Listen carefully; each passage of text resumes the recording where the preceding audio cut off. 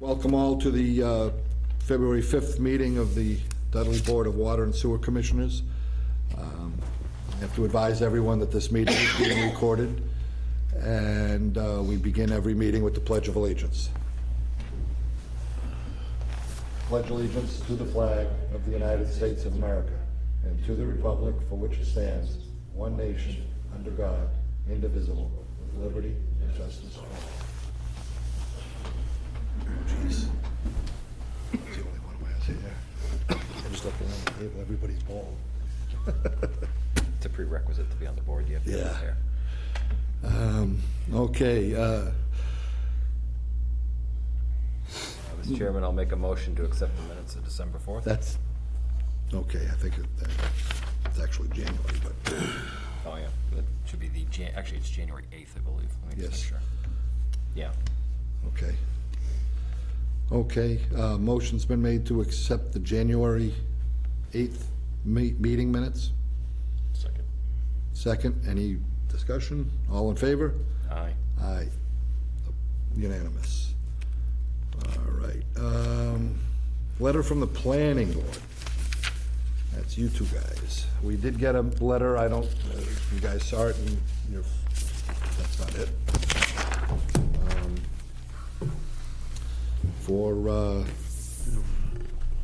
Saw it in your folders. So, I saw it,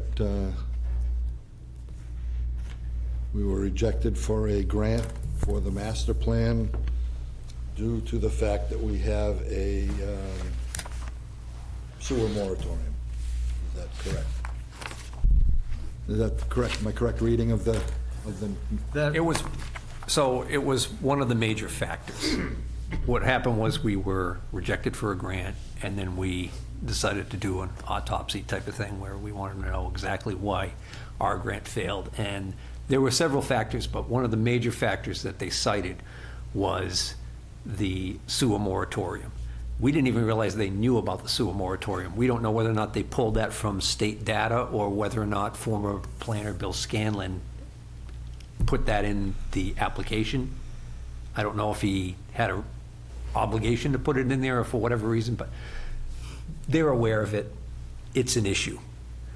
The way that the state looks at it, and we fully understand that there are large parts of Dudley that aren't even on sewer. So the sewer moratorium shouldn't affect development in those parts of town.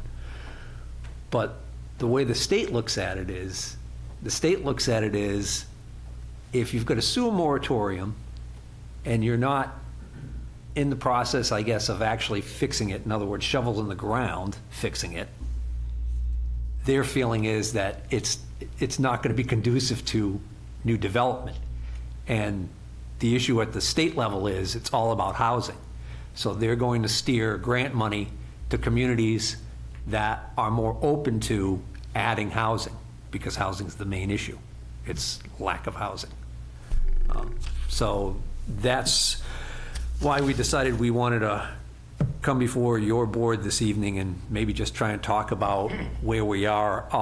So I did a lot of research. I watched a lot of your meetings on video and that, and I took some notes, and I was just looking at how far back this goes, and it's interesting. It goes back a lot further than I even realized as far as SSOs, which is sanitary sewer overflow, correct? Correct. Right. And I&I is infiltration? Infiltration. Okay. All right, so I'm going to use those terms for shorthand. So I just wanted to make sure I knew what they were, as well as in case anybody else is watching this. So going back to September 2023, that's when Ty and Bond came in and gave you guys the report that they had compiled, and they had said that back in 2018, a meter was installed in the interceptor, so the Potash Brook interceptor. And so they were able to use data that they had from those readings from that meter and compile that report. And at that time, they said, during a normal dry weather event, your average daily flow is 0.49.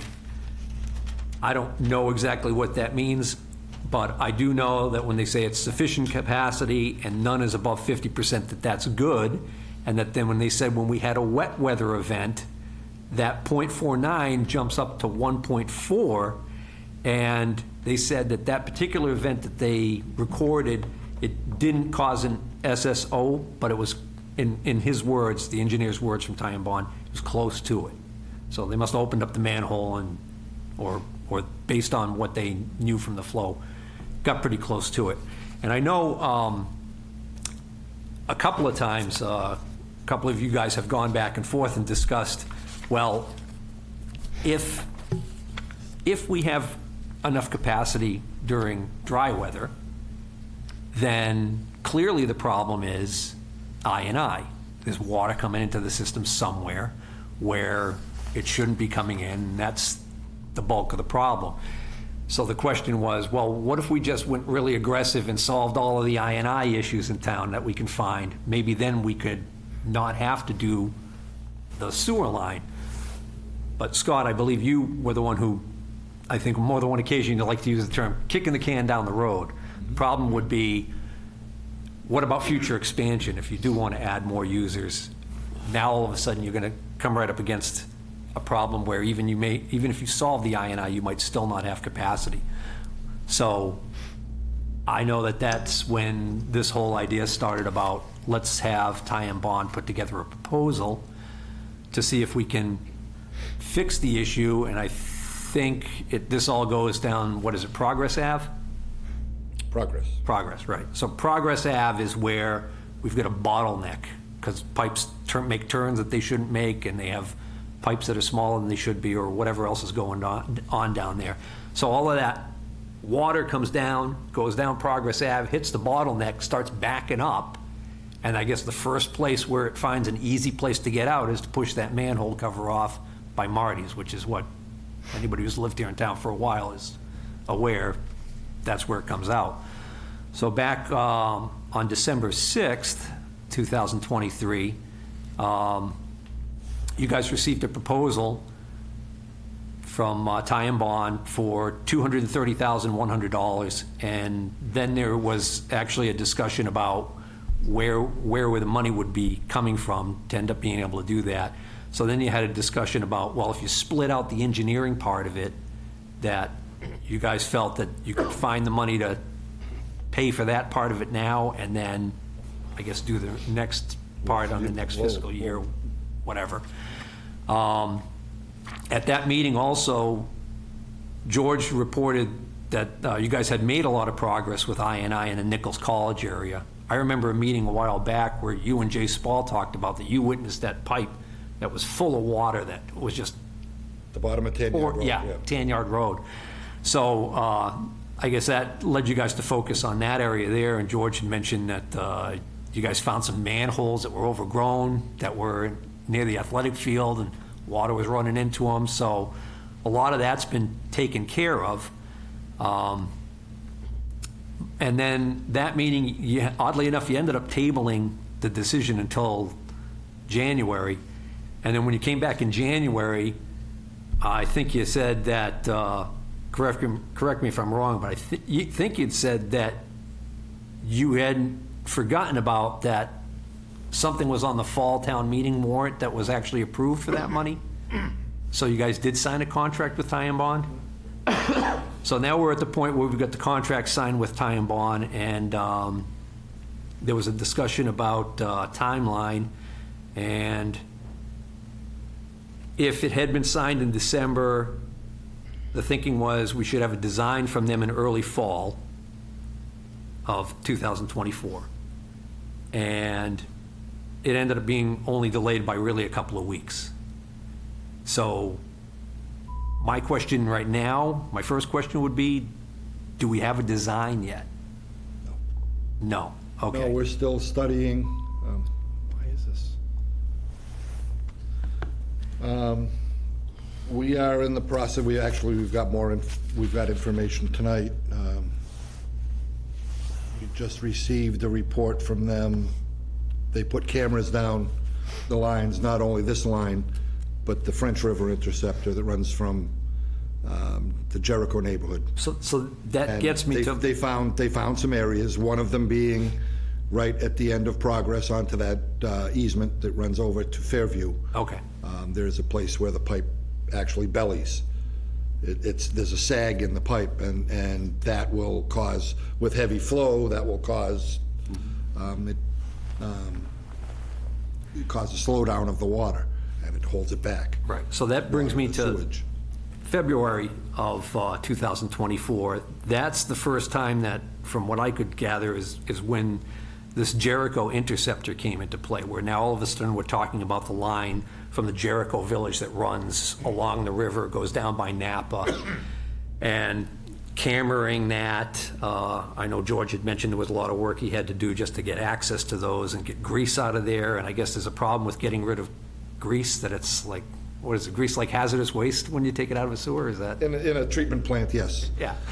So, so my concern there is that whole section there. I understand why it's important to go after the I&I issues over there, because all of that water that goes into the system goes right over into Webster and gets metered as sewage, and what the town pays Webster to accept all that volume gets passed on to all of the users, correct?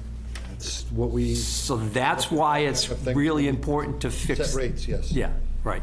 So it's really important to fix that. However, it seems to me, like from what I'm reading here, that because now we've added on going after I&I in this other section, Jericho and down by the river, that we're kind of losing sight, or things are slowing down as far as progress on, pardon the pun, progress on Progress Ave, or actually getting that line in.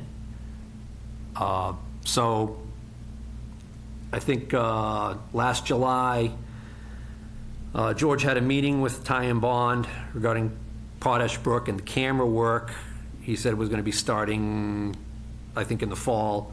Ty and Bond reported, in August, they reported that they're on schedule, and a preliminary design meeting was anticipated in early September. So September of '24, they believe that you guys would have a design meeting. In November, Jeff Faulkner from Ty and Bond said that they had a preliminary design meeting on October 22nd. He wasn't positive, but he thinks it was October 22nd. And then they talked again about a side project, additional CCTV work for the French Rivers. Interceptor to start first week in December. On December 4th meeting, George reported that they were able to clean the line by the riverbed, and that it's supposed to be CCTV. So they hadn't done it at that point, and I think that was because of the grease and everything, I guess, had held Well, them we up. have found some vandalism as well. Right, yeah, I saw that meeting where somebody picked up lifted up a thing and threw, Lifted a cover and filled Yeah. a sewer manhole Yeah. full of stones. unbelievable. So they were talking about that, and then that's pretty much the last thing that I saw. So that kind of catches us up. So you had a design meeting. Does that mean there's a design now? There are designs, but there's still data flowing in. I would say it's still in design development. It's still in development, so there's still, we don't want to move on a design that may not be totally complete. So we've got some more camera work to do. And there's another angle of another line going from George Street down that is also could be directly influencing the problem that they've just discovered, but we haven't been able to camera excuse me, everything we need to camera because of access problems. And I'm talking like behind our Station 3 all the way there, because when you work on grease, you have to jet a certain way and suck it up with a vac so it doesn't get into Webster. So we have to do a combination of things to clean things out, re-camera everything so they can get a good idea of everything before they start putting together a definite, like that's the way to go. We're moving further down line. Yeah.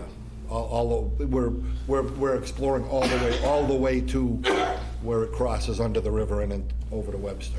But one of the other things I noticed was there was a lot of talk about that a report should be done.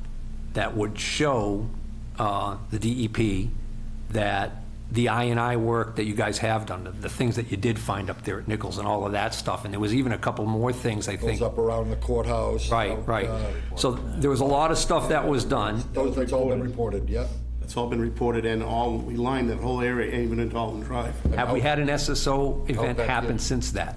We had one SSO event happen with that way back rain. I don't remember when the date was. Wasn't One's as enough bad. though, It right? wasn't as bad as it was before, but it was there. It was Yeah. right after we had set the And moratorium. the engineers were there on scene. So water's gonna be coming in somewhere else. There's a number of factors going on. They want to make sure they get everything right before they start getting into it. Not so sure that it's water getting in as it's being, when there's heavy flow, is it backed up? Water's gonna be getting in, Yes. because you just said it. There's a Heavy flow after a rain can only mean one thing. It's rainwater. Whether it's rainwater melting snow and making it even worse, or it's rainwater from that's true. going into basements and sump pumps being pumped in. Which, that's illegal, but yes. I absolutely know that, right? And I know that in the past, you guys have gone and used cameras to try and catch people doing it, and that's all really important. I guess like. The cameras go underground through the pipes, not cameras in people's backyards. But I heard ideas thrown around from board members, like, for instance, let's do a spreadsheet of all of the pumping stations and the volume that the pumping stations are doing, and let's look at during a rain event, so we could see which one of these pumping station is, during a dry time is sitting here, and then all of a sudden, we get a wet event, and this pumping station is working overtime. That, to me, seems like just, That's all part of what's going on now. okay. But as you know, we haven't had a significant wet event in a pretty good period of time. Yeah, and when they come, and Mother Nature's not cooperating, right? cooperative. If you have water infiltration happening on the Jericho line at the Jericho interceptor, isn't it true that that does not back up and cause an SSO event over at Marty's? That's a necessarily. completely different. Necessarily, because it all accumulates down at the station area, and we haven't been able to get into that area yet. Those two lines meet over they in do? the. Yes. Those two lines come together, and there's one line that goes to Webster. And that is between Chase Mill, the Chase Mill. Yeah. And it goes through the woods, from the Chase Mill parking lot, through the woods behind our water station, out to our sewer plant. And then Okay. it goes across the river over. Because I misunderstood. I thought the bottleneck that you guys were dealing with was in the cross-country right-of-way at the end of Progress Ave that goes, That is one, there are a couple. oh, there's a couple. So we need to be able to figure out, be sure of where they are, where the work is. Okay. We don't necessarily want to replace Maine that, We don't We want wanna to do a replace couple the right $1 million worth of work and then come back and say, oh, we have another one, so we still can't lift the moratorium. Right. Spending that kind of money, we want to make sure we get it right. I mean, there's plenty of people who love a moratorium on sewer. Sure. It's like, hey, I've got my house, what do I care? If I could stop the development, if I could stop people from building more houses, if that lot next to me is useless unless they have town sewer, and the town sewer runs right in front of it, but they can't tie into it, that actually is great for me, because I don't want a neighbor. It's it's NIMBY thinking. And I understand that if you're working towards fixing the problem, that keeps the regulatory agencies off your back to a point. But at some point, if the progress Not doesn't showing seem, progress, they're going to be, if you're not showing genuine progress, Right. shovels in the ground progress, at some point, I have to wonder whether or not that's going to, cause more problems than just losing out on grant money. So, oh yeah, we're, what do you think, honest estimate, what is the new timeline? What would you say before we have a completed design? We're not gonna know anything till sometime. First of all, the weather's gonna get better. We can't go do anything too much till the weather gets better. Yeah. And then we're gonna take all that probably from springtime, maybe in the beginning of summer, and start analyzing everything completely, as best that we can always, that they can analyze, that we can deliver to them. And then they'll make a decision about whether to go ahead with the design project that they wanna do. Okay. So do you think by fall of this year? I can't really give you a guess. Yeah, I mean, I wouldn't hold you to it, but I We don't mean, wanna, yeah. Because we're still in that design development phase where you're still understanding what the problem is. I don't think we have a full grasp of what the actual scope of this project needs to be. I'm not a sewer engineer and I know what the problem is. You got too much water coming in when it rains. And some of that comes in through the manholes right on West Main Street. But where's it coming from there? Seal them, we seal them from the road. If Comes right you down the actually road. were able to go out there today after a heavy rainstorm and determine where all of the I&I was and stopped all the I&I, you could then go back to the state and you could say, hey, we're ready to lift our moratorium now, even though we haven't done the upgrade on the bottleneck, because we've got a report from our engineer that says that during dry weather, when the water's not getting into the system, we've got plenty of capacity for what we have currently. State law, how does the state law actually read? The reason that we popped the moratorium? Because you can't add anything to contribute to, If we're having overflows, we cannot make any addition to the system that will add to that. So we have to fix that problem before we can lift the moratorium. You have to fix the problem of the SSO, The not SSO. necessarily the problem of the bottleneck. I understand that the two are related, but getting back to the point of during dry weather, correct, if you can eliminate SSOs, you can lift the moratorium. right? So it's, might be easier to eliminate the SSOs by going full bore against, on the I&I issue? Cheaper maybe too? I&I is, Engineers might not like it. There's more money in digging up roads and putting pipes in, but I mean, there will always be, I mean, every system has I&I, everyone.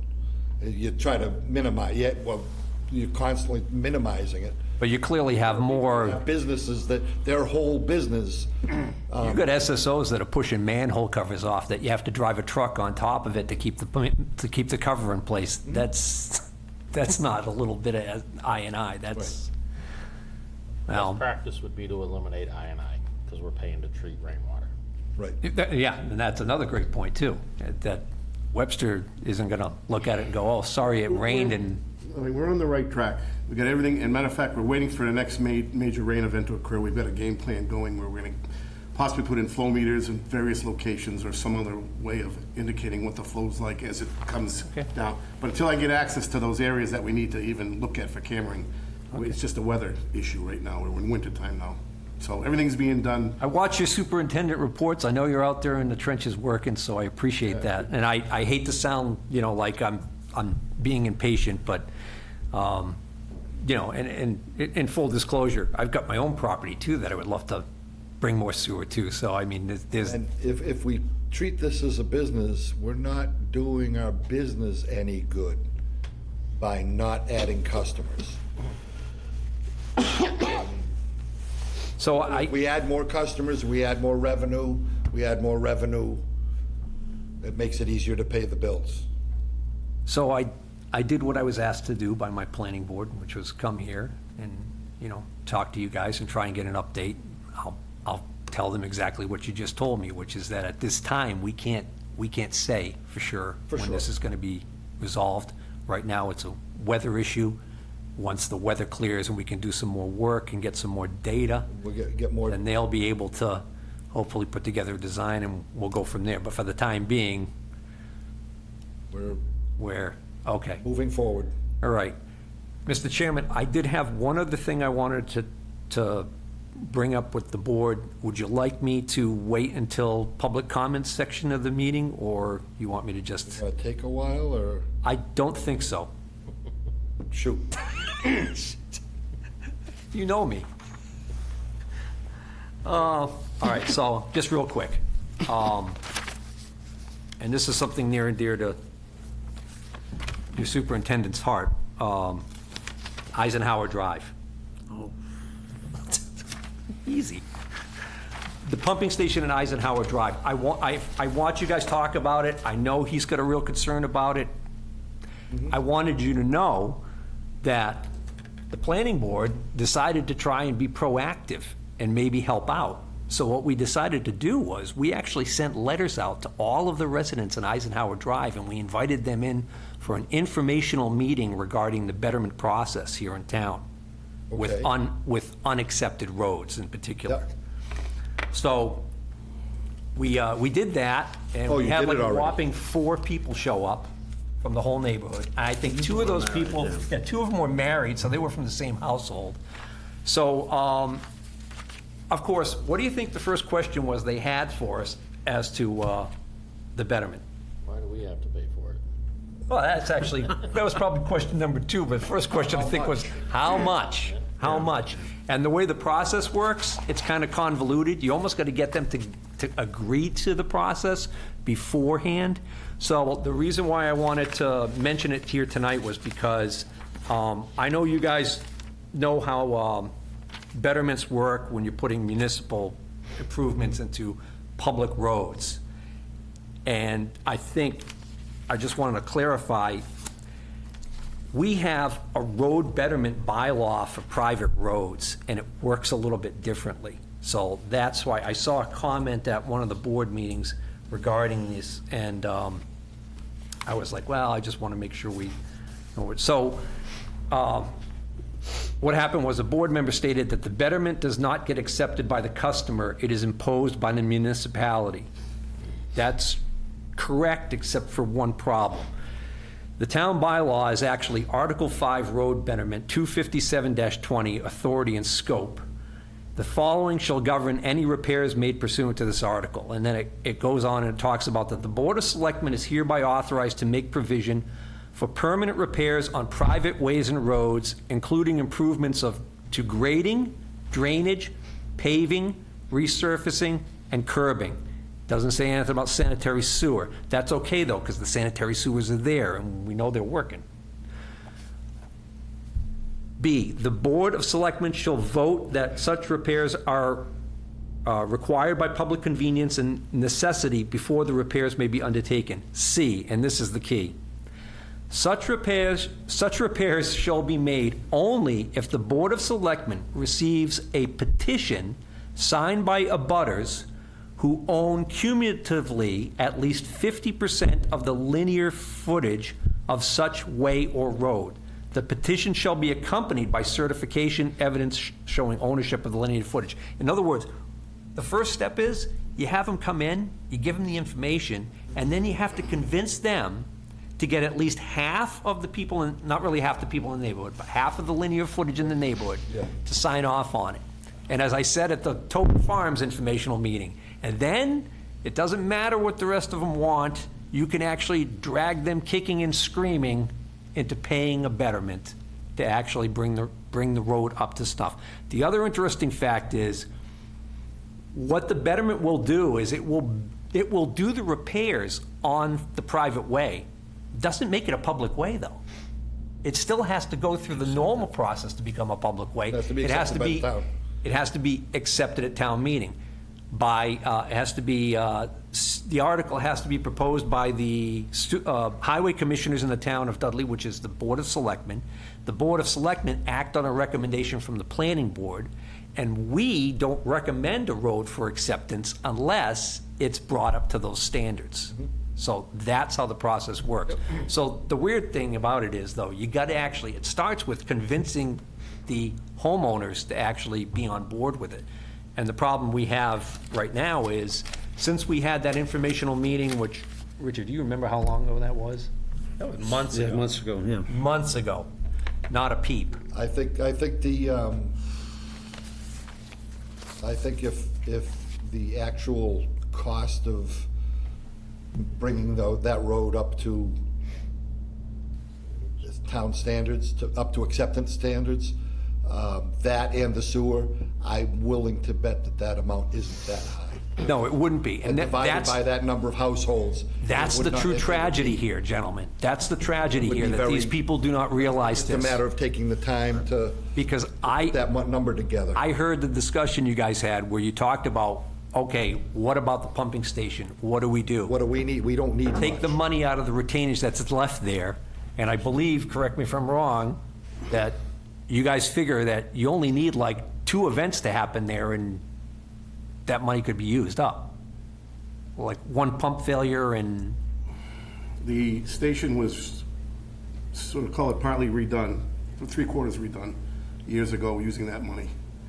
There's some money still left there, but that's for emergencies on the pumps, if something happens. However, as the chairman's saying, it's not a big amount of money left to do. There's more electrical work to do to finish it off. Right. And put a plug in for a portable generator, things like that. the point I'm making is, if these people decide not to come forward and pursue this process, what's gonna happen is, over time, that little bit of money will be eaten away by whatever maintenance or repairs you end up having to do over there. Yeah. Right. And then it'll be gone, and then it'll just get worse. And then, never mind that, the road will start to deteriorate, and it'll start falling apart, and it'll get to a point where all of a sudden, the binder coat's not any good anymore. Now it's gonna be a major resurfacing, which it'll spiral out of control. So if they don't do anything soon, it's sad. It's gonna be a disaster. Not for me, I don't live on that street, but for the people who live there, it's not gonna be good news. So, I know I'm preaching to the wrong choir, but We do need to get a, I know, like I said, if we could come up with a, Yeah. with a close ballpark number of what it's gonna cost, I think, I think I the think previous folks would be highway surprised. superintendent, That's I it? think that they were working on that, but I think that, Talked to him 2 weeks ago, we talked about it. did you? There's not a lot on the road to do. You're right, that's what I was thinking. So not a lot on he's sewer. working on it. I told him kind of urgency to see if we can, I know you don't have a town planner right now, so we can't communicate really to, get that movement going, so, but it's in the works, I know that. They've already looked at it, and they're making their estimates now. Yeah. This is And- MJ? and- That's working. And then, of course, the problem is, though, that if they don't want to come back in, if they don't want to pursue it, it kind of dies on the vine. The We town know- can't force. No. We know what we need. That's why the bylaw is constructed this way, because it's a private road. It's private property technically, so the town can't just go in, it's not like a public way. It's a private pump station as well that we're somewhat maintaining, which. Right, In my right. opinion, we should probably send them a letter and let them know that, put them on notice that we won't be maintaining your pump station anymore, so please hire a contractor. If you did that, then all of a sudden they might think about coming back to the table regarding, pursuing the betterment process, which is, it's not a bad deal. I mean, I shouldn't say that. It's a raw deal for anybody who gets, in a situation where a developer doesn't finish the subdivision, walks away. But it's the lesser of 2 evils. Yeah. Paying that betterment over time wouldn't make that much of a difference in their property taxes if it's done now before something Right. bad happens to the property, to the road and the infrastructure, so. All right, so much for being short and sweet on that, I apologize. So, that's all I've got, so. And if you really spend that much time watching our meetings, I feel bad. that whole thing about getting a life, wow. Insomnia does have some value at times. It can be interesting. I do have a question for you, though. If you could find out if that was put in the application. What's that? The moratorium, if they put it in the application for the grant? Yes, it was. The grant was largely done by CMRPC, but it went to the executive board of, I'm trying to remember their terminology. The thing was created in 2023. Executive Board of Housing and Livable Communities. It had a Sounds different George name before Orwellian that, though, almost. right? Yeah, Yeah. they were, If they put it in there about the moratorium, they should have been a little more specific, saying that it's a limited moratorium because it's only affecting a certain portion of the town. Yeah. I It's not don't, even affecting just the water sewer, outside of the water sewer district. And if we get another town planner, and they're in a position to be writing a grant, we're gonna make sure he he or she knows that, Right, that- because- to frame it that I way. went through if I may, I went through the debriefing process with the representatives from this granting authority. And what apparently was the case is the application, and then there was narrative that was provided by Mr. Scanlon, apart from the application. The CMRP representative was surprised to find that that was actually part of the application never put that process. in that And application, but- unfortunately, I think as Mr. Wetruba alluded to, these folks are looking for something that's a clean slate. Oh, yeah. No questions, no problems, no moratoriums, no ifs, no temporaries, no cautions.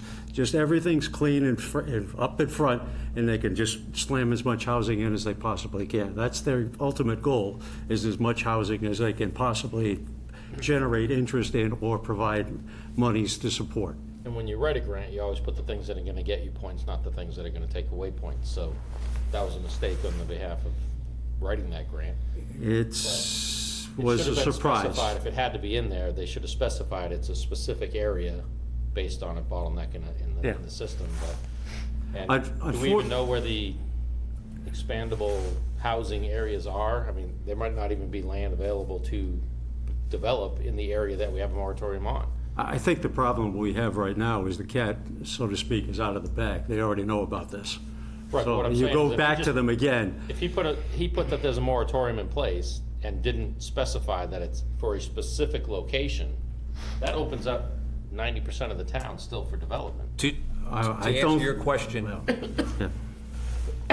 where it is, I looked at a lot not that long ago for somebody who wanted to put it on the market. I know for a fact that lot right there has to have sewer in order for it to work, and the sewer is in that street. That's one. I know two others where, again, because of the lot size, they won't support septic system, well, and a house, but the sewer's there, but there's no town water, so they've got to have at least the well. So that's 3 lots that I know of that I don't own. Are those in the area that is? Yes. In the moratorium? Yes, yeah, because basically it's all that stuff that comes down it comes down Mason Road. Yeah, but if you're going for grants, you're not going for grants for a single house lot.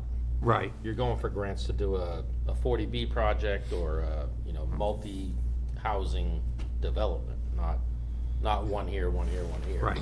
But then you got Jesse Road. That's Right.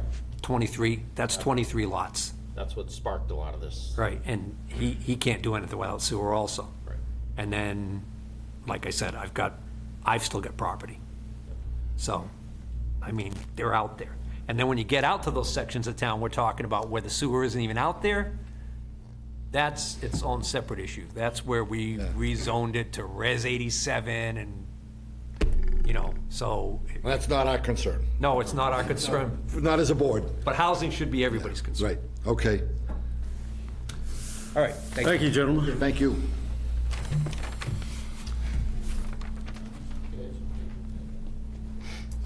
Joel, Aquifer Protection.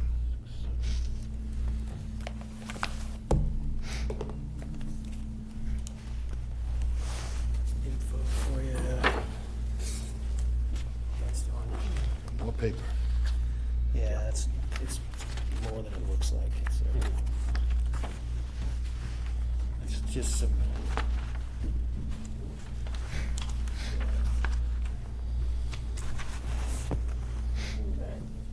Good evening. So I'm Joel Frisch with Northeast Geoscience, and so I'm here tonight to talk about a couple things.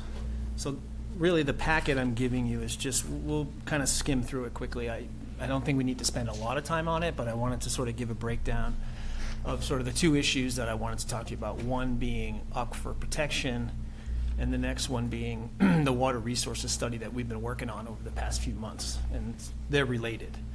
And so I guess the first question is, what are we protecting? So if you go to the second page of the packet, that's the existing aquifer protection overlay district. And that's the newer district that is essentially the Zone 2 recharge area. So the Zone 2 is the area that contributes water to the wells in town. Okay. And so it's limited to those areas. It's a pretty small area. And so if if you go to the next page, it's called Figure 1. It's page 3. That's a map of the entire town. So now we're zoomed out and we're looking at the entire town. And you can see those areas, that aquifer protection area on the eastern edge of town in the blue hatching there. So that's the same information that's shown on your official aquifer protection map, but just I've expanded it so you can see the whole town. And so if you look at the town, you know, we're looking at, there's essentially 3 different watersheds in the town that we're looking at. And at the moment, all of your sources are in the French River watershed. And so the question is, you know, are we protecting enough by just looking at, you know, the Zone 2 areas that contribute water to the wells? And are there other areas that you might want to consider protecting for future sources? And your existing sources are gravel wells. They're the logical choice for a town like Dudley. You know, they're high yield, and they're, you know, the aquifers are generally located where you want the water. And so if you go to the next page, Figure 2, these are the areas that are actually mapped sand and gravel aquifers in the town. So that yellow sort of hatching that you can see goes underneath the existing aquifer protection district, but it extends, you know, further north along the French River watershed. And then there's some smaller portions in the, you know, the sort of branch watershed in the Quinnebog. And so in terms of aquifers that you would want to protect potentially, you know, for sand and gravel aquifers, those are the areas that you could expand this, or you may want to consider expanding your current aquifer protection zones out to these areas. And while, you know, if we take the extreme, if you go over to the Quinnebog, you know, that resource is a pretty good distance from your existing distribution system, but it is potentially one of the biggest sources in the town. So while the existing sources are in the French River watershed, that watershed's about, if I remember correctly, I just want to give you the right number, I think it's 19 square miles. If you go from the southern boundary of the town and you map out that watershed, it's about 19 square miles. So that's a large watershed that contributes water to the French River and contributes water to the aquifer. If we go over to the Quinnebog, that sand and gravel deposit along the Quinnebog is smaller, but the Quinnebog watershed is about 151 square miles. So it's a much larger watershed that contributes water to that portion of town. And so, You say it's too far from the distribution system, but we actually have water on Mill Street. yeah, I'm not Road. saying it's too far. I'm saying it's kind of on the extreme of the system. Right. Yeah. So, you know, if you were to, if you really wanted to protect those areas, you know, essentially you're talking about all of those mapped aquifers. And so, you know, one of the things that we do on the water resources studies that we do is we're identifying the areas where we can get water. And so there's essentially 2 different types of wells that you can get water, you know, for the town. Gravel wells like you have, and bedrock wells. So if we look at the gravel wells, we say, well, where can we drill gravel wells? That's where we can drill them, in those aquifers. So the first step we would do is, you know, identify large parcels, preferably undeveloped, that can support a Zone 1 radius. So your wellhead protection area around the well. So your larger, you know, single source well, you need a 400-foot radius. So you need a piece of land that can fit 400-foot circle around your well. It's a pretty big piece of land. You know, it's about 15 acres or so. You need a pretty big piece of land. You could go with smaller Zone 1s if you did a well field. You're talking 250-foot Zone 1s around 3 different smaller wells. So that's an option. So we try to identify parcels that overlie these aquifer areas. And then the next step would be to do testing of those to see if they actually can support a high yield supply. So in addition to the sand and gravel wells, you also have the option of looking at bedrock wells. And bedrock wells are higher risk. They it's more of an unknown as to where the water comes from. You don't really know where it comes from. It's coming from fractures within the rock, but you really don't know where the water comes from. But there are high-yield bedrock wells in Massachusetts that produce, hundreds of gallons a minute. They're more difficult to find, they're more difficult to test, but you're not limited to areas where there's sand and gravel. That being said, you could actually take advantage if you've exhausted all your existing sources and you've maximized the capacity of all your existing sites. You actually could put in a bedrock well within zone ones of your existing wells to see if that's a potential resource. In other words, you're not just tapping the sand and gravel aquifer, you're tapping the bedrock beneath it. And you can go pretty deep, you can go up to, 1,000, 1,500 feet. And you could potentially get some high yield wells that way. And so I just included a map, but it's just interesting for you to see. If you go to figure 3, I think it's page 4, this is a map of the geology of the town, and it shows you the different types of rock in town. Those heavy dashed lines are actually mapped faults, which would have a higher potential of yielding water from a bedrock well. So, a bedrock well for you guys is something that you would probably only want to consider if you essentially have exhausted everything else.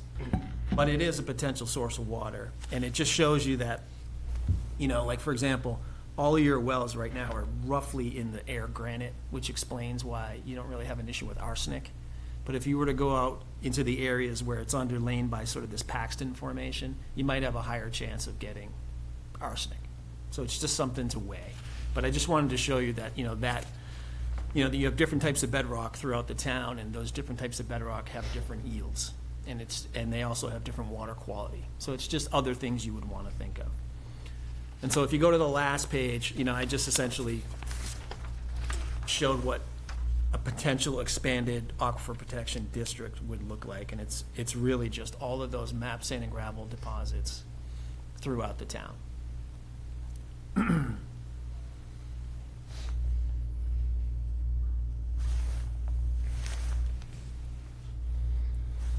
And so, I don't have a lot more to say about that. I could obviously answer any questions you might have, but I wanted you to, give you an idea of kind of what you'd want to target first. Clearly your highest priority are the other sand and gravel aquifers.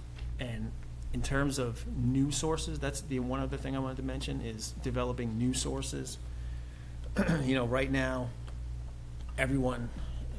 most towns are kind of in the same situation you guys are, where take a couple large sources offline and you're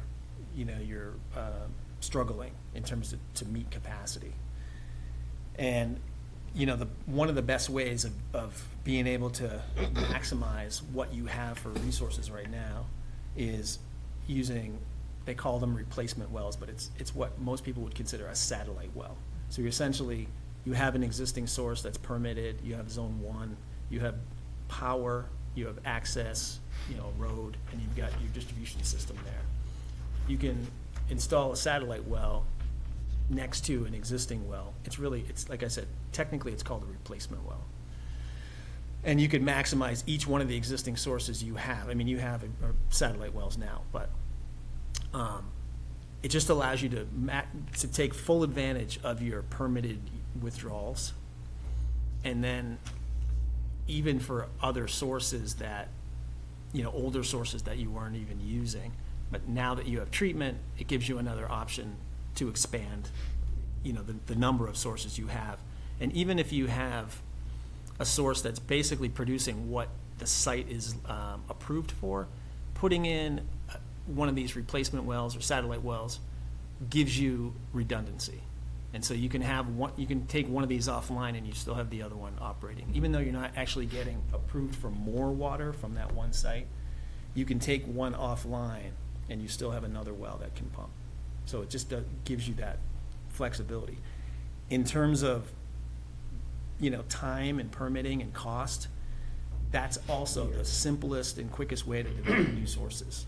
If you want to develop a new source, you could put in a replacement well at any one of your existing sources and do that within, in a perfect world, 2 or 3 years, possibly a little extended out, maybe 3 to 5 years, if you ran into some permitting issues.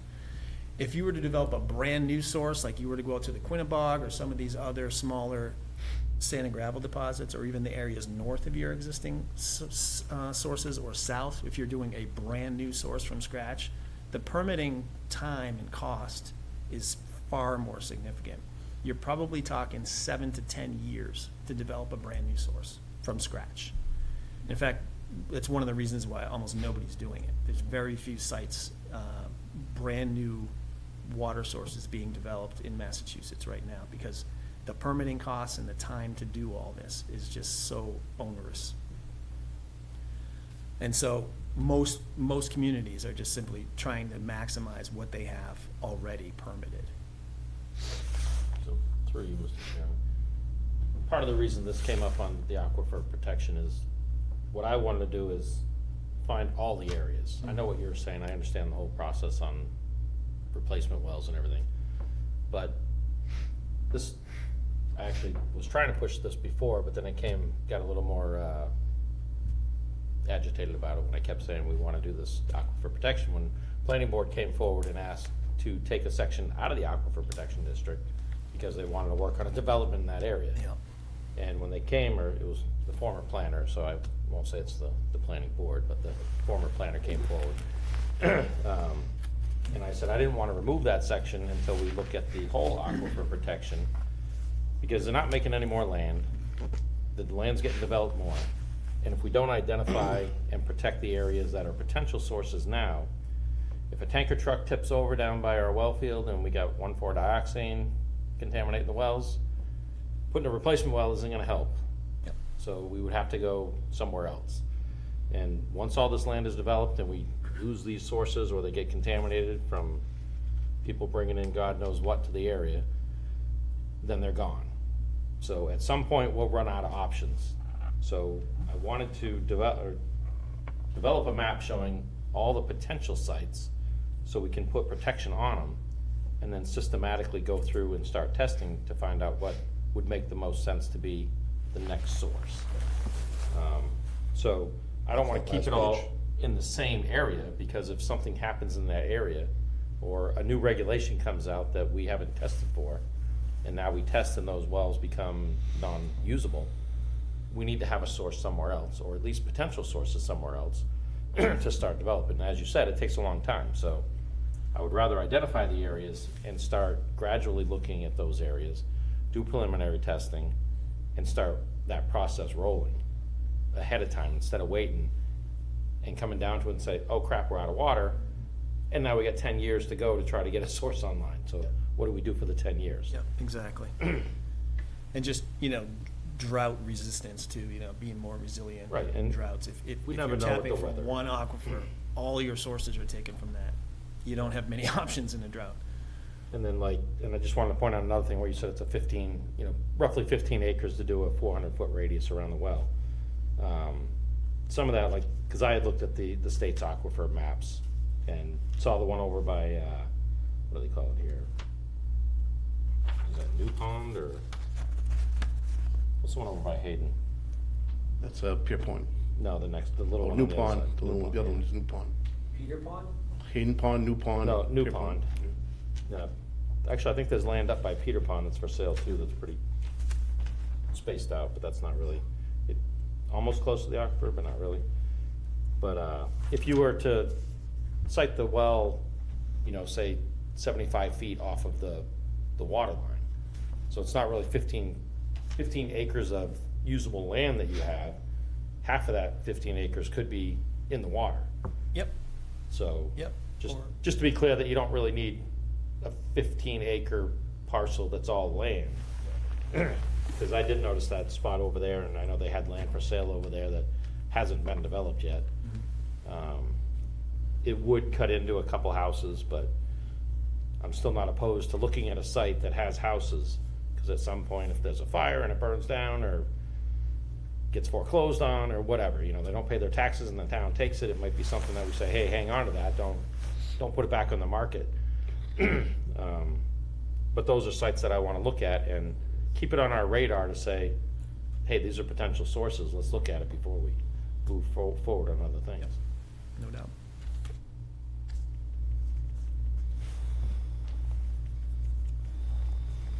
Thanks, this is a good report so far. That page 4, that figure 4 pretty much gives you That's more what the aquifer what you protection were looking actually for, looked yeah. like. We're also starting the process of drilling coming up this spring in areas down where the rail trail and for the PFAS reasons, Station 3 and over at Station 6 way, just to see, well, that's what that situation's about. But we can't get into the Quinnebog area yet. Until something works out there. Well, we can't get into it, but my whole intention wasn't to Not necessarily get start into drilling it. for the sources. We gotta get it protected before Get it it gets protected developed. so that it doesn't get developed. Well, those cover the areas that you'd want to protect, I think. And then if we get this protection in place, and we wanna go further and look at large parcels of land that may not be developable, but have the potential to be a bedrock well, you know, we could look at that and perhaps do some testing on that to see if it's something that we should pursue acquiring or whatever.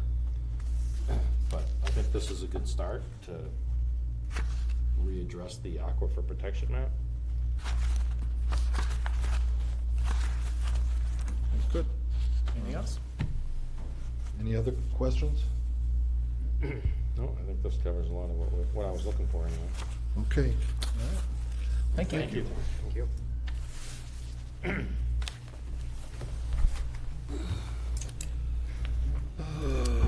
Tie and bond correspondence. That is a regular every month, but there is a couple of things. We had a briefing on the Bates Road pressure study the other day. We got the report for it. That's in your in your paperwork, and there was an email today from Audrey over at Tie and Bond that the state has made available, is allocating $4.4 million for sewer overflow and stormwater reuse municipal grants. And it's is meant to assist small and disadvantaged communities with mitigation of sanitary sewer overflows. I wouldn't call us disadvantaged, but I would certainly call us small, so that they are exploring whether or not Their definition of disadvantage doesn't go the same as yours. We do qualify under a disadvantaged Well, community. okay, but grants of as much as $250,000 to eligible communities for assistance in planning and/or design. So that is there. And is the report that she also mentions, is the a report being put together for, that has to go over to Webster for sewer? Collection System Annual Report. Is that being worked? Okay.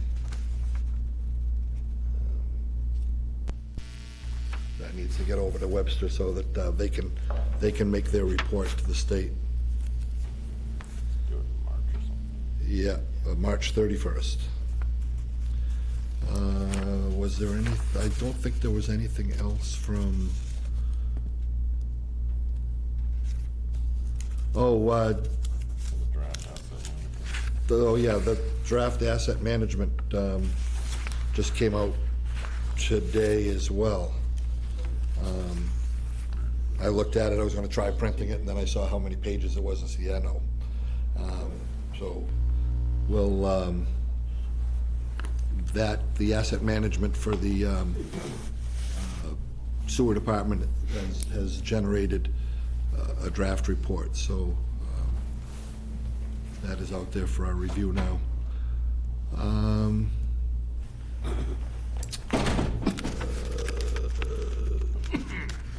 We had GIS training as part of that. They had training with the sewer folks last week for using the GIS system for the sewer department.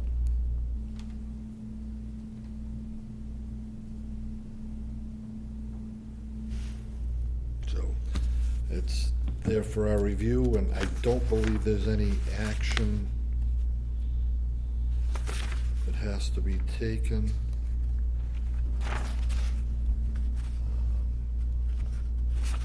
No, there's nothing that needs, no action to be taken tonight, but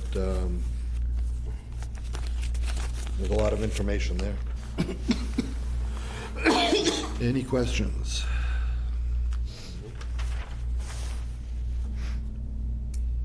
Sewer position. So the new hire started Monday on the highway. He's scheduling himself for his T1 or D1 or whatever, whichever one to take first.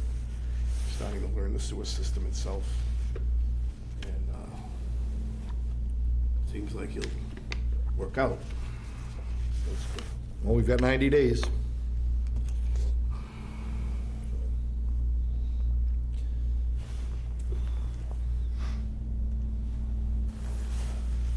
Webster True-Up Review. We do have a response from our consultant.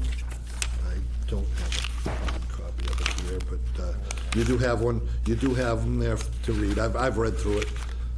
We do need to act on that soon. We do have a meeting scheduled with Webster at the end of the month, I believe. I don't have the exact date. I don't think it's... Is it in my calendar? I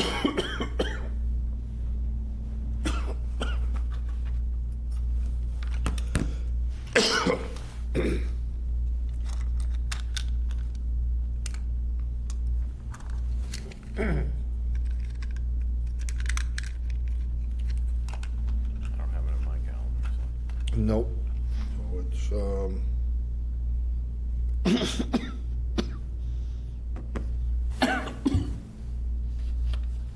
nope. I don't have the exact date. It's down in the office, but we do have a meeting coming up with Webster. Talk about budget, and I know they are itching to get the true up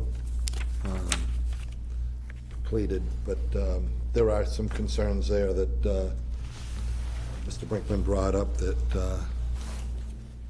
I believe are worthy of our further consideration.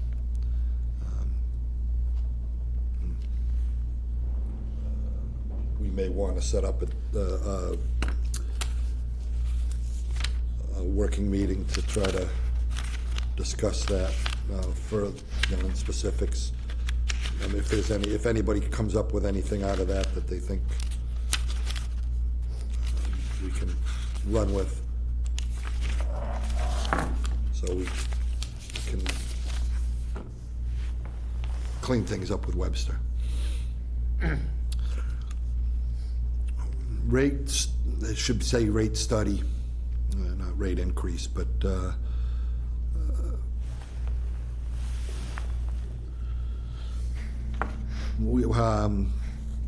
how are we going with developing our budget, the budget proposal for next season?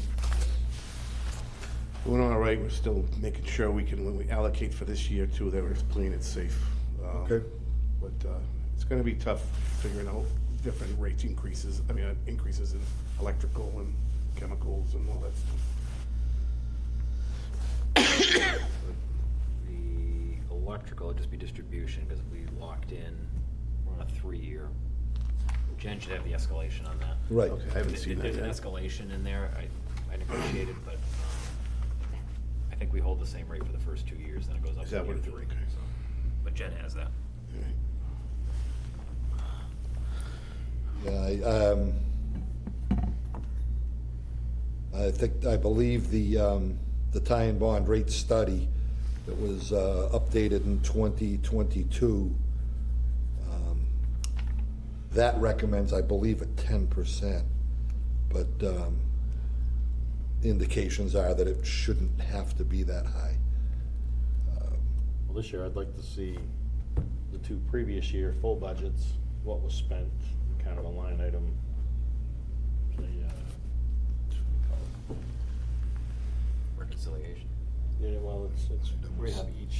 line items and, expenses, yeah, I know what you're saying. Forgot the name of it for some reason. Just right on the tip of my tongue. It'll come to me in a little bit.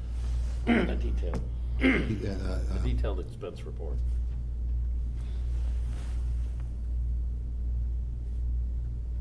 I really prefer to just, the budgets we do, we kind of look at last year's or where we are this year. We just kind of randomly have numbers to go at. But I'd prefer to have a baseline budget. This is what it costs to run the department. Zero-based. Exactly. Come up with the zero base and then justify all the additional money over the zero-based budget. Okay, so we'll have Jen get that together, get that information together so that we can consider that, and then between George and his staff, come up with a budget proposal, and then we can see how that lines up. Yeah, it just seems like we did an awful lot of major expenses without having to go to town meeting and reallocate money and that were not budgeted, so. And that, I know there was some considerable social media activity based on the fact that it says rate increase. Though an increase is probably going to be necessary, it's not guaranteed. We may not. But we need to look at the budget and look at all the lines and look at all the numbers and see what makes the most sense. And that public hearing will be in April. First Wednesday of April, or second Wednesday in April. Second Wednesday in April for that, and that will, that's where we will, we'll all have a lot of numbers to be able to make an informed and proper decision for the next year. With that, unless anybody has anything further on that, we do have Jen has given us a packet of information. Where's the budget information? There it is.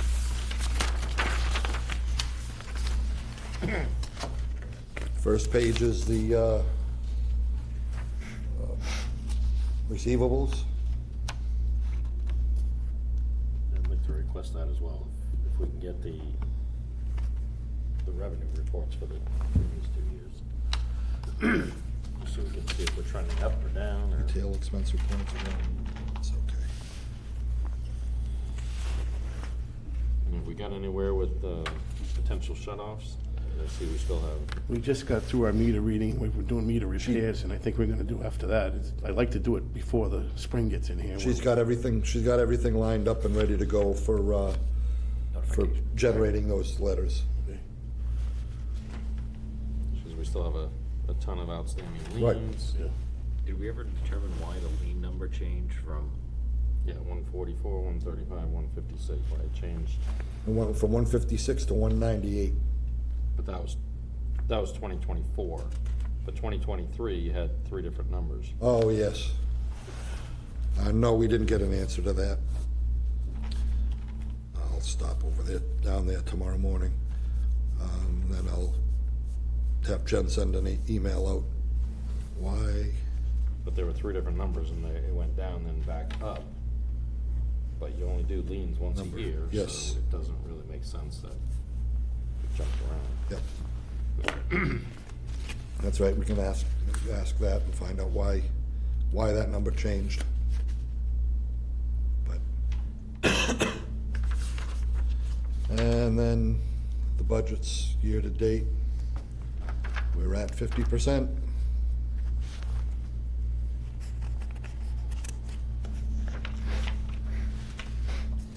You know when this was through?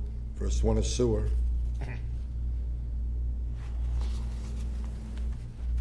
I don't know what the date this was printed, but she's usually, like, I'm sure it was this week. Did we get answers to the questions that we had last time we went over this?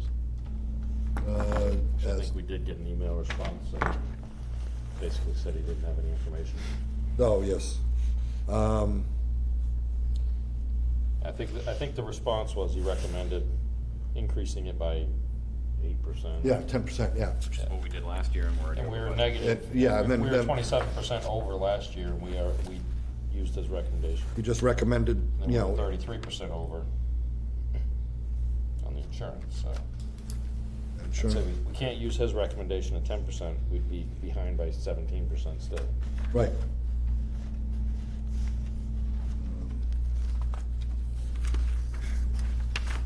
Sewer, and then, So I would recommend putting in a much higher number, because once we present it to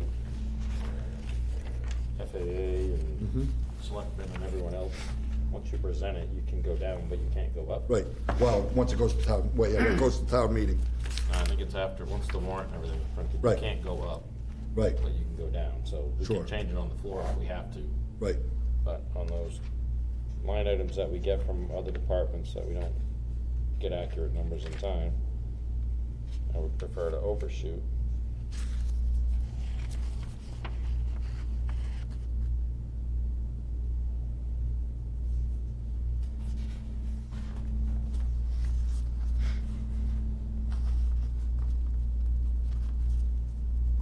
Maybe we can make a recommendation that we use the recommended number from another department and we're off by this percentage, if it can come out of indirect to cover the difference.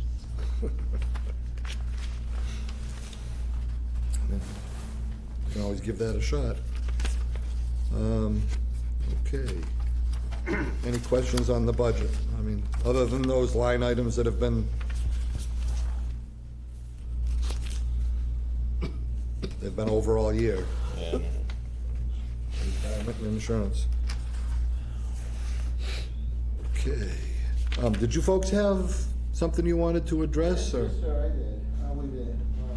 Sorry, I usually ask that in the beginning so that folks don't have to sit. Actually, I'm finding this meeting very, very interesting. I'm just curious, that person who threw Could the you just van- identify yourself? Oh, yes, sir. Demetrius Karagiorgis. Okay. The person who threw down the rocks in that well or manhole, whatever it was, were they ever found? Was there any leads, any? No. That's a shame. No, it's in it's in an area where there's no cameras, and, you know, nobody has ring cameras or anything like that down in that Yeah, that's a area. shame. That's a real shame. Unfortunately, yeah, they filled a manhole full of stones and other debris. I mean, just lifting the cover, they had to be, it wasn't little kids that did that. Oh. Those manhole covers weigh a couple 100 pounds. Of course. Also, sir, you said, Mr. Chairman, you said earlier that more customers relates to more Revenue. income, revenue. Yeah, sure. There's a mill plant or mill house that's going to bring scores of housing units. Won't that contribute? to Oh, anything? absolutely. Absolutely. But it's still not enough for that grant or grants or so forth? No, that's, more customers means more revenue. And if we're doing it right, then our revenues will meet our expenses, and, you know, with, extra, if we can get a little extra out of it, Sure. then it puts a little bit in the bank for That's awesome. softening the blow each Sure. year. You also mentioned something about grants, that the state wants to see more houses in order, something like that, to that effect. Economic development and housing grants are Sure. often out there right now. It's one of the big pushes in the government. Okay, so won't this mill contribute to that, or is that not enough? That would certainly help towards it, but that project, if we had infrastructure upgrades to do to support that, that's something that should be applied for. Because if it was a big housing project, Some of it is that I think they're shooting for all market rate. Yeah, that's gonna be market rate. So they're trying to do market rate for that project, so it doesn't carry as much weight towards grants. They wanna see affordable housing. Okay, So sometimes if you add a affordable housing component to it, it helps get more grants. And that project that the roads are all a mess down there, that was grant-funded sewer work. To support that project. Got it. To support that mill project. that's good, that's good. So, all right, good. So my last, just a few things here. And of course, this is something that all you gentlemen are aware of. Basically, from last year's increases, the 5/8 base charge quarterly fee rose about 4%. And of course, the 5/8 base charge usage, both for water, greater than 5/8, rose about 10%. Our last bill, and there's a reason, I'm going to make my point very soon. Our last bill for usage, sewer usage, was $37.92. Water usage was $45, so let's call it about $92, $95. Our total bill was $273, which represents a 300% fee based on our usage. So which is significant. Imagine all of us, and I say all of us here, getting a 300% increase in our salary. I think that would be very nice, but of course, that's not realistic. So what I would like to know is, and you said, sir, Mr. Chairman, you said that you saw on social media that the so-called rate increase, but it's not a rate increase, it's a rate, you said it was a rate discussion. The proper word, right, at this point is a rate study. From that study, we will look at it, look at our expenses. Sure. And look at our income, and look at any engineering or any projects that we have going on, and then generate a budget from that. Sure. And what that budget looks like as compared to last year's budget will determine how much more money we need to, more or conceivably less.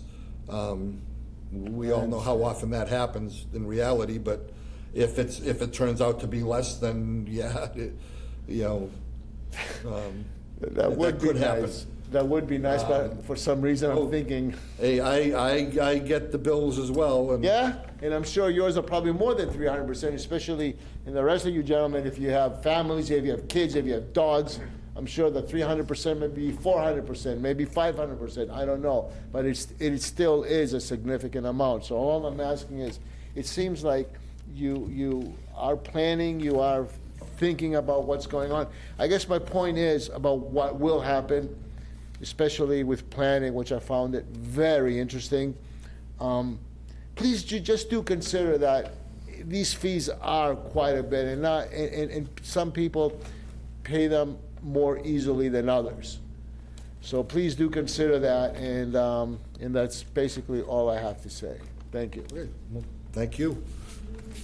And we do, like I said, in my house, I don't pay the bills, my wife does. She writes the checks. Sure. She makes the payments. And when she cuts the envelope open and looks at the numbers, Yeah, it is. turn the lights off, turn the heat down, do this, what did you guys just vote on? She knows. It is. So there will be another meeting in April to discuss and this time it will be the budget. We have a meeting the first Wednesday of every month. In April, we move it to the second Wednesday because the first Wednesday, there's a big, there's something else going on. Sure. But that will be the day, that will be the scheduled public hearing, and that's where we'll talk about all of that. Okay. The decision will be made either in April or in May. Got it, yeah. It's interesting also, you said there was quite an upheaval in social media and so forth. So where is everybody? Where is everybody? See? And that's the thing. Yeah, I know. Behind the keyboard. Yeah. Keyboard warriors. And don't get, the information you get, some of it is factual, a lot of it, most of it is not. I go straight to the source. I go to the city. That's why we come to the meetings. We don't miss any meetings. Well, Right. there's one on the 20th of this month. Yeah, go straight to the source. That's Right. it. That's all I ask. Thank you, gentlemen. Come ask the question, we'd prefer to give you the accurate information. Right. With that, Said, come ask the questions like you did, we'd prefer to give you the accurate information. of course. Have a good night, gentlemen. Thank you. Okay, so that was budget and revenue. Old business is all, there's nothing there. Superintendent's report. The water side, our employee that's been out IOD for a while, may be coming back in March, proving that his doctor justifies it and he meets the requirements. We've been plagued with a couple main breaks already in the common areas that we always get them. Nothing unusual there. The big powers coming and taking care of all generators on water and both sewer. Everything, including portable units, repairs that were to be done on them, maintenance that was done on them. So everything is up to snuff there. As I said, the new hire for the sewer has come on board and in pretty good shape. And we're making strides to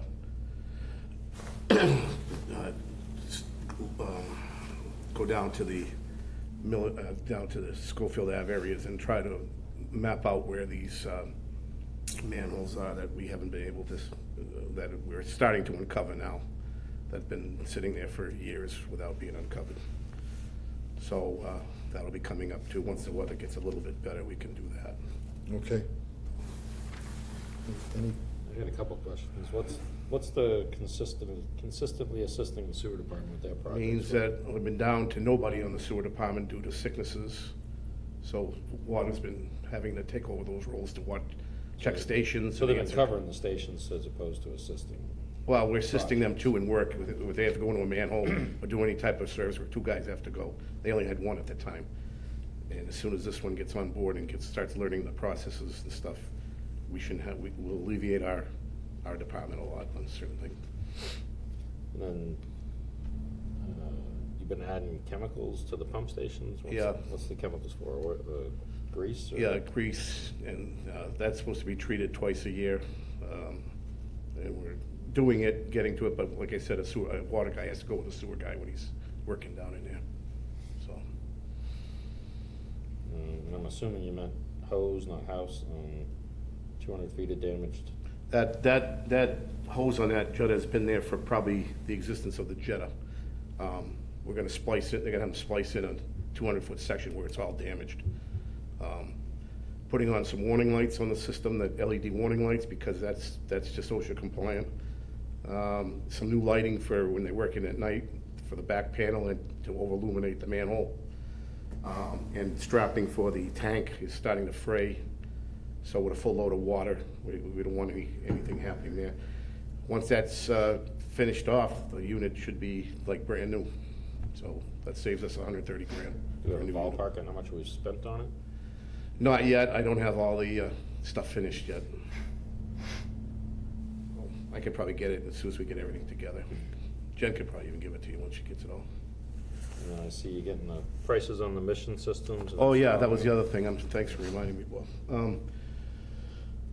I've gotten quotes we've had issues with the sewer pump stations that were on dialers. They were not working, and they haven't been working. I'm not gonna get into why and reasons why they were not working, but they're all been temporarily fixed, except for two pump stations, Patterson and Conant. Those are not designed for those. We'll get something in those soon enough, but as far as the sewer plant in Webster, we have a proposal, I think it's $6,000. I don't know, $1,000, yep. which is priority on our list right now to have that done. And we might be appropriating some money out of certain funds from the meters or whatever like that to fund that. And I'd like to put a couple mission systems and replace some of these dialers that are not, they're working, but that's just temporary. And then work the whole system into one mission program through all the pump stations. I was in the office on last Thursday when those numbers came in from Litchfield Electric. There was $6,000 for the Webster treatment plant, and $4,200 per station for each one of the other stations.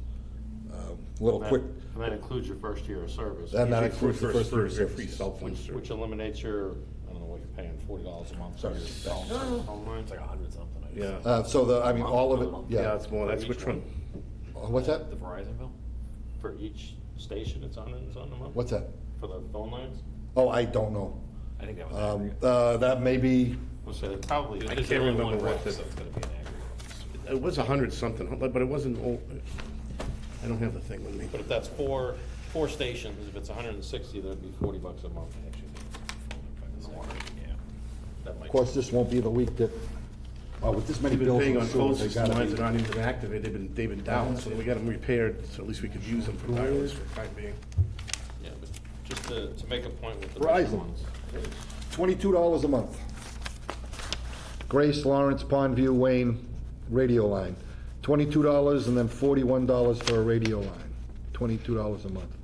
It looks like. Radios or? That's Verizon, that's Verizon. That's Verizon for the dials. That's for the dialer lines. So you'd eliminate that cost. Yes. So you'd save that the first year. But with the mission systems, we would have a lot more data for the I&I stuff. Yes. Because I don't know if I've shown you them on my system, but the amount of reports you get out of that system. Oh, it's a no-brainer. And when I was in the office and I did take liberties and just said, go, just go. 6,000, it's short money. Get Webster, at least, go on Webster. And then the rest of the stations, a little quick math, about $48,400 to do everything.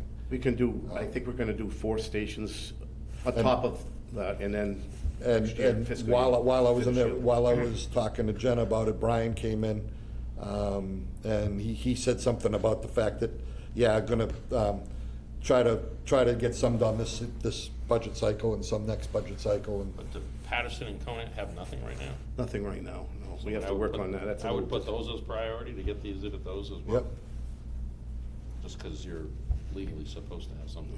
right. So, yeah, I mean, it's $50,000 to do everything.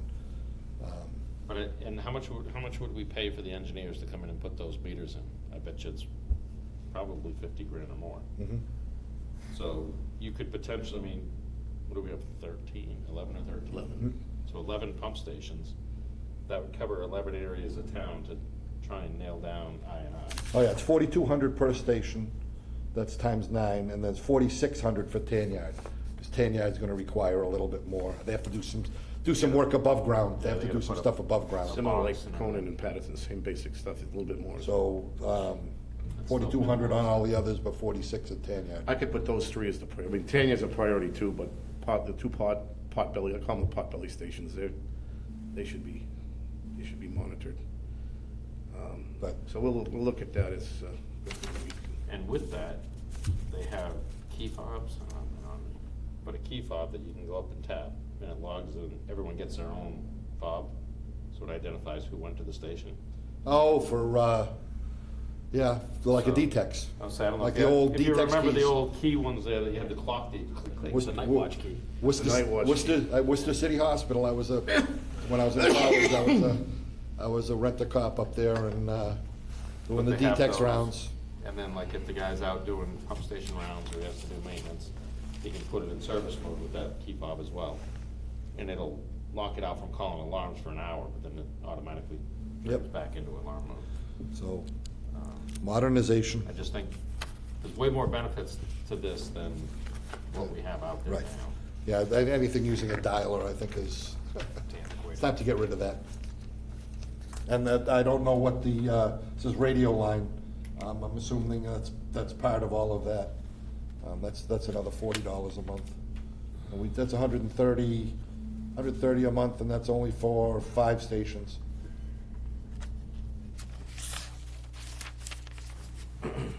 In any case. You can also use these mission ones to control the pump station if you wanted to.